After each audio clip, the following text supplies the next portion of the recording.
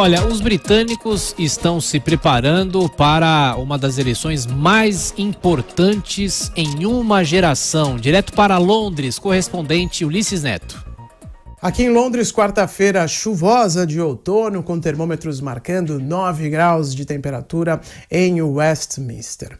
A campanha eleitoral do Reino Unido vai chegando ao fim. Amanhã, os britânicos vão às urnas para eleger a nova composição da Câmara dos Comuns e a grande expectativa é se algum dos partidos, se os conservadores ou se os trabalhistas, vão finalmente conseguir formar maioria na casa. Cada uma dessas frentes políticas, os conservadores, os trabalhistas, os liberais democratas, que são a terceira força aqui da política britânica, cada um desses partidos levantou uma bandeira durante a campanha eleitoral. Os conservadores foram muito firmes em relação ao Brexit, como não poderia deixar de ser. Essa é a principal bandeira do primeiro-ministro Boris Johnson. Até as últimas horas de campanha, ele vem insistindo que somente ele poderá entregar o divórcio europeu no dia 31 de janeiro, que é a nova data de extensão deste processo todo de desfiliação.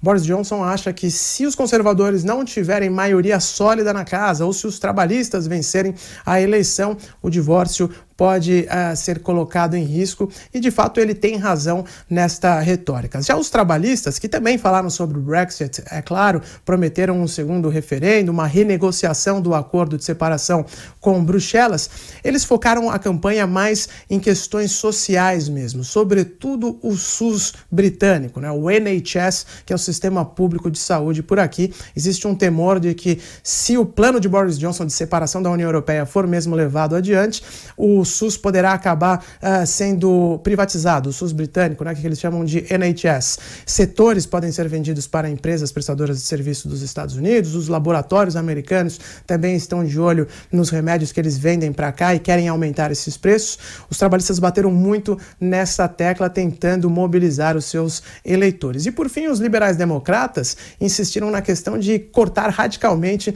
essa história toda de Brexit. Eles propõem encerrar essa questão, revogar o artigo 50 do Tratado de Lisboa e simplesmente voltar a tudo o que era, seguir com uma filiação da União Europeia. É muito difícil que os liberais democratas consigam uma representação expressiva na Câmara dos Comuns, mas a verdade é que está complicado de prever qualquer coisa nessa eleição, porque os últimos levantamentos indicam ainda uma vantagem de 10 pontos percentuais para os conservadores, mas na eleição de 2017 eles venceram justamente com essa margem de vantagem, de 10 pontos percentuais em cima dos trabalhistas, e ainda assim não conseguiram formar maioria na Câmara dos Comuns. Essa situação é chamada em inglês de hung parliament, quando o parlamento não tem uma maioria clara formada por nenhum dos partidos ou por uma coalizão. E esse tipo de situação é bastante delicada porque o país se torna praticamente ingovernável.